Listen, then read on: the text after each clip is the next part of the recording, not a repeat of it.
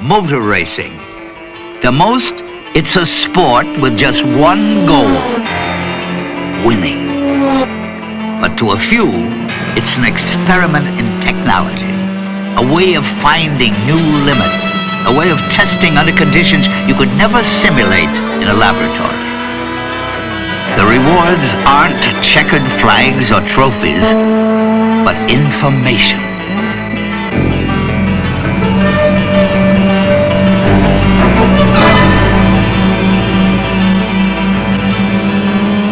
It was to gain this information that the decision was made to race in world endurance and IMSA competition, not on racing tires, but on experimental street tires.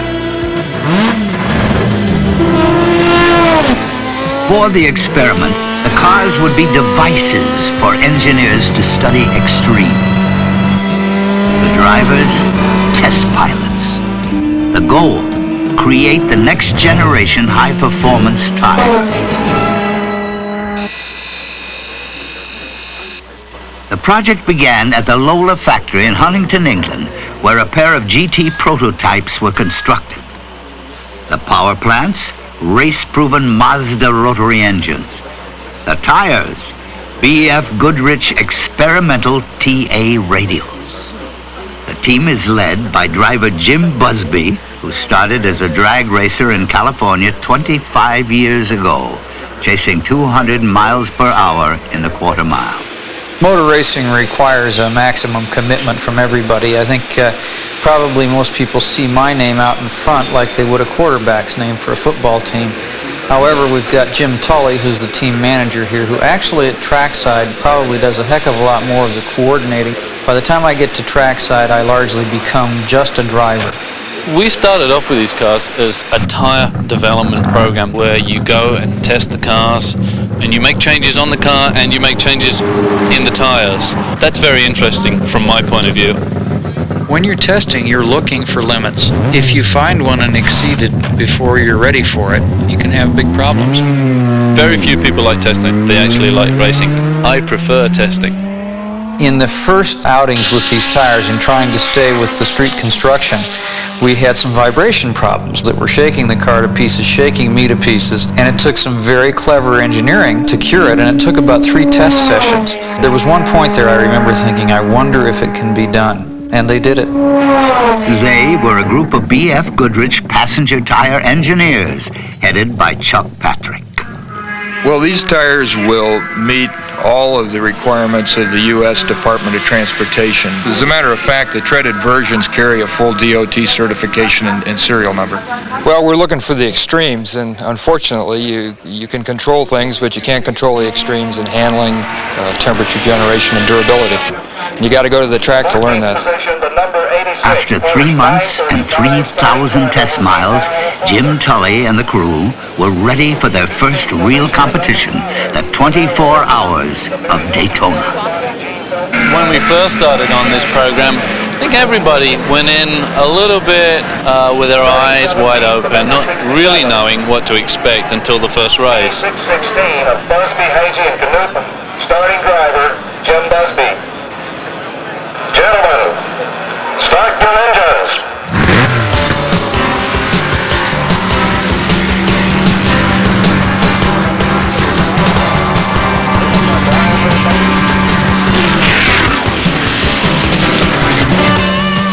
Daytona was also the first chance for Chuck Patrick and BFG engineers to see just how their tires would perform against pure racing rubber. There's no question that they would do better if they had pure race tires. But these guys are good drivers, they know the car and they know the tires, and they'll give us the feedback that we need as a part of this test program. They're just not out here to win races. These guys are part of that extension of our laboratory. These are test drivers.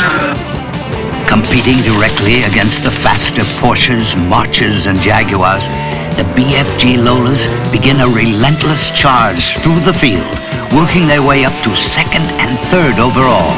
The cars that were created as test labs could be headed for victory in their first outing. But endurance racing can be a cruel sport, where months of hard work can turn sour in an instant.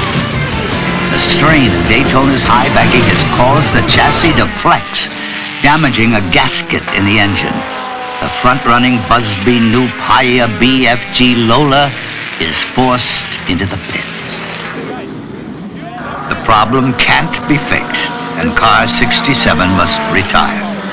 These guys are extremely talented, bright people that are working for a wage that's almost embarrassing when you count the numbers of hours that they put in, the commitment that it takes, the heartache. To go 22 hours in a race and have the car drop out at the 22nd hour is just absolutely devastating. You walk away, you get your spirits up again, and you go at it again. The streets of Miami just 3 weeks later, a sprint race and a very different test. Co-driver Rick Knoop describes the strategy. Miami was basically a 3-hour race. In a 3-hour race, you just go like hell. For the crew, the race is a chance to bounce back from the disappointment of Daytona. One of the nice things about car racing is the end product is there in black and white very, very soon. You were either successful or you weren't, and 2 weeks later you're going to get another chance to be successful. There's the same pressures are involved. There's also the same opportunity to fail.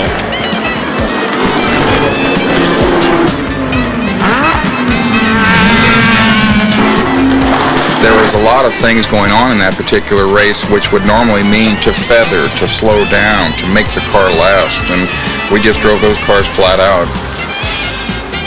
At the finish, the powerful Jaguars are first and second, but the surprising BFG Lolas are not far behind in 5th and 6th overall.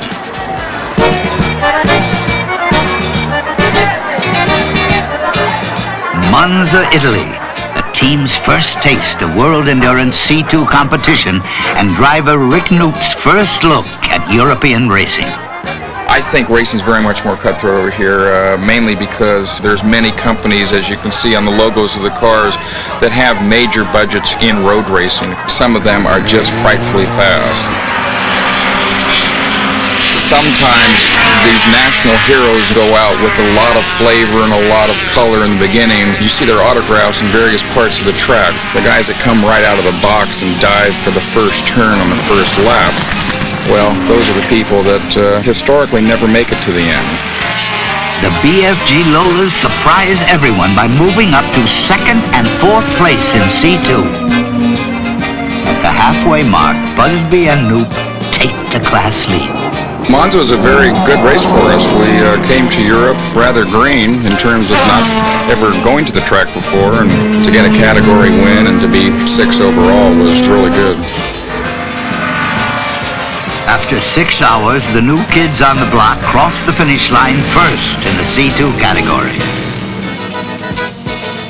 The next stop, 24 hours of Le Mans.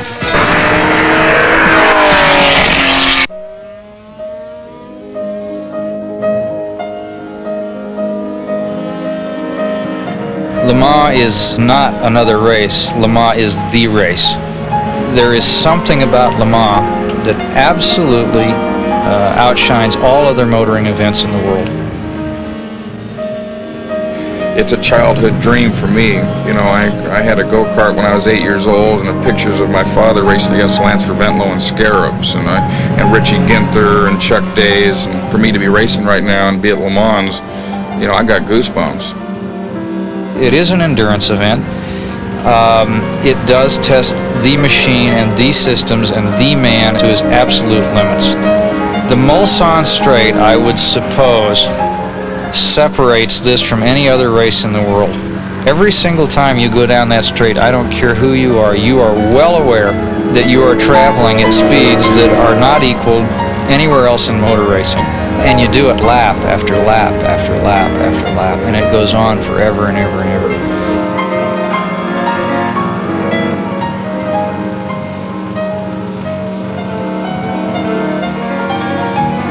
But the bottom line is that there's no other motor racing event like Le Mans.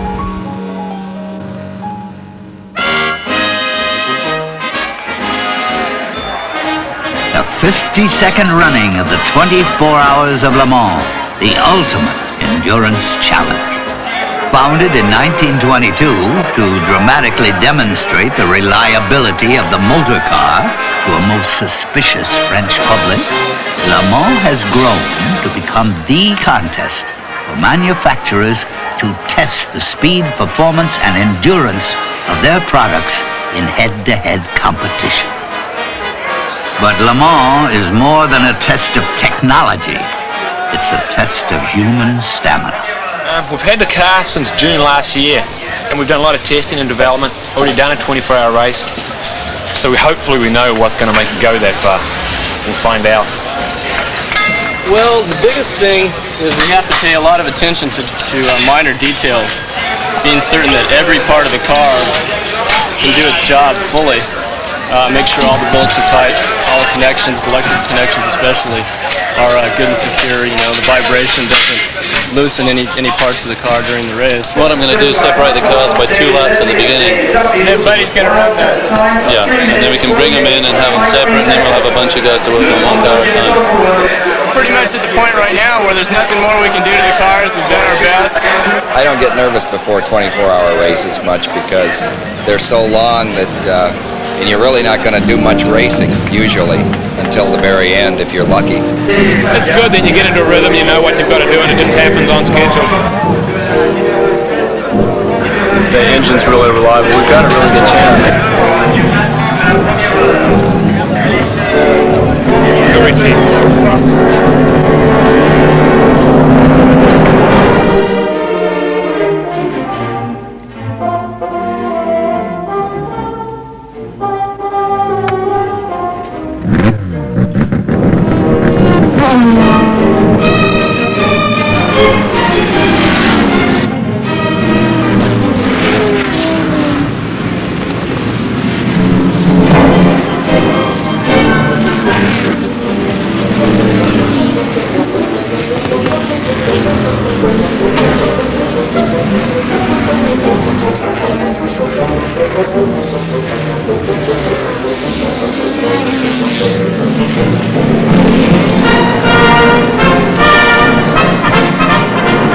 Within the first hour, Busby, Knoop, and Haya have jumped into the category lead. Car 68 follows in second.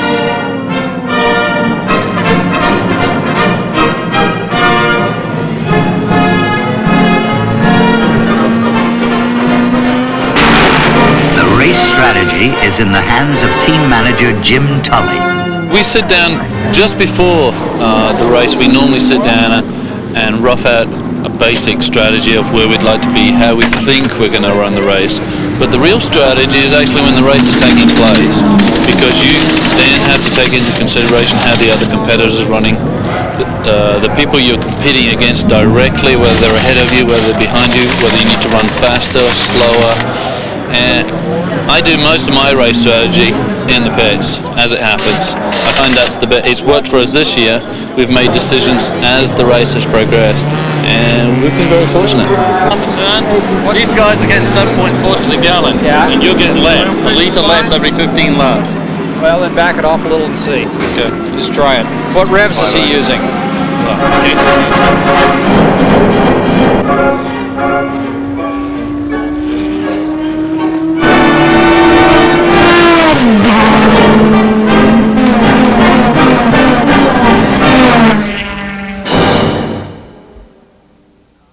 As night falls, the cars maintain their lead and the crew maintains their vigil. But the attention of the spectators has turned to other activities of the evening. The Le Mans Carnival.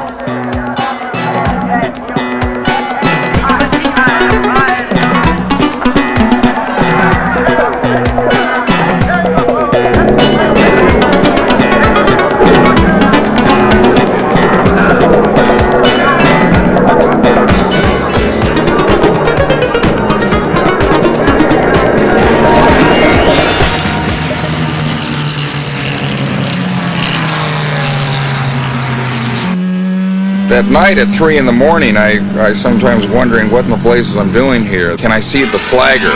God, I wonder if that was just an oil flag I just went by. It's a lot like skin diving at midnight. You know, you don't really see. You've got a little bit of light, but you seem like you're always overrunning those lights. I was behind a group of cars, and up ahead was a lot of sparks coming out of the left-hand side of this Porsche, so I went to the left, and I saw something fly. I assume it was a piece of bodywork. I was traveling well over 150, and I hit it, and I was just hoping I wasn't going to get launched to the stars. I always tell my guys not to panic. Do it as quickly as you can, but don't fumble. And sometimes, in actual fact, the fastest way to do it is slowly. Take your time, be sure. You don't want to have to do it twice. Sometimes if you hurry, you fumble. After 10 long minutes, the damage from the incident is repaired. 67 returns to the race, now in 4th place. Dawn, just 7 hours to go. The Morton Osteen Katayama BFG Lola is holding first. 67 has moved up to 3rd. The final hour, with victory in sight, the RPMs on the engines are dropped. The drivers ease up. One more lap. 2,692 miles down, 8 to go. Last lap, isn't it? Yeah, last lap was 320. Morton, Osteen, and Katayama take first in the C2 category. Busby, Knoop, and Haya are 3rd. Making the victory even sweeter is the fact that the C2 winning BFG Lola has averaged 112.5 miles per hour for the 24-hour contest, faster than the overall winner's average just 5 years earlier on pure racing tires.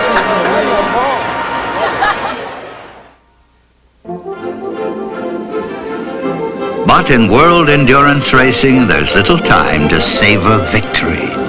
From Le Mans, the team travels to Germany and the brand new Nürburgring circuit and are greeted by the old cantankerous Nürburgring weather, cold and rainy. Treaded tires must be fitted. The information learned throughout the season no longer applies. Softer springs are installed, sway bars disconnected, and the drivers must cope with the elements. Visibility is absolutely terrible in these cars because the way these ground effects cars go, and the car's at one level and there's a 100-foot rooster tail, and the faster you go, the longer that rooster tail is. So if you ever try to slipstream in the rain, you're absolutely looking for a disaster to happen. You have to fly almost in formation and off to the side because directly behind there's no way you can see where you're going. It's the first chance we've ever had to try these tires in the wet, and all the drivers were pleasantly surprised. We did not expect them to be what they were.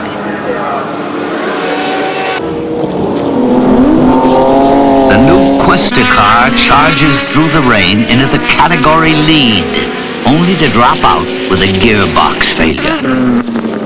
As the track dries, the challenge is left to Busby and co-driver Pete Halsmer, who come home a strong 2nd. Japan, halfway around the world, and the final event in the season-long project. It wouldn't surprise me if the total mileage at the end of the year was something in the region of 20,000 miles, racing and testing. The circuit, the famed Fuji International Speedway. Our intent is to test the street construction in a race profile. What it has is 2 plies of rayon, just like the street tire, folded fiberglass belts, as in our CompTA, with 2 nylon overplies. But all is not well. The team is caught by surprise. That was scary. That high when it started getting that high speed over. You didn't adjust the front wing. Fuji's abrasive volcanic surface is playing havoc with tire temperatures. It hesitated on the turn-in, and I didn't feel any improvement on the acceleration off the corner. I'd like them to stay out as long as they can and get some kind of idea of where. Okay. The cars aren't handling. The tire engineers and crew work together to make adjustments on the spot, but there is not time to check the new settings. The crew keep their fingers crossed. test will have to come in the race itself. 本日は多数の参加者の中から特にアメリカからの参加 BFG Racing Team をお招きいたしました。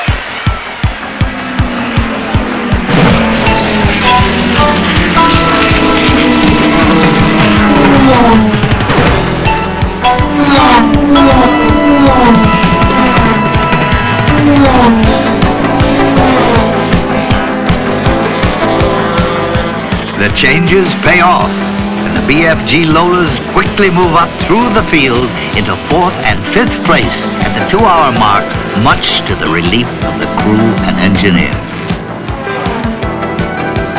Well, we can learn in a 6-hour endurance race what would take us months to learn at a regular test track if we can even generate the conditions we're looking for, so we get really quick turnaround. At the finish, the cars take 3rd and 4th in the C2 category.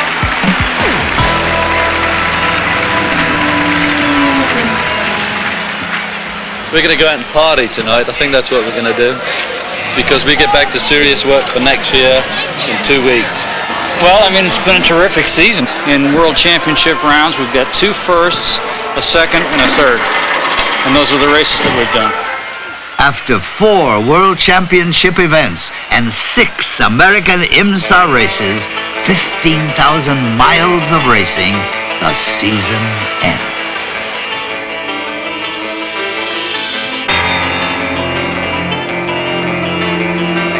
But in motor racing, the season never really ends. Technology thought to be a breakthrough today will be commonplace tomorrow.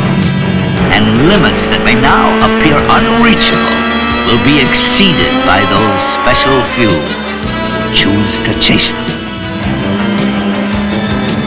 I often tell a lot of people that car racing is a bit like being chained to a carousel. It's an exciting job that you don't really know just because you're so involved in it. And what happens is if you ever get any time, if you go skiing, you go along the beach, find yourself missing it.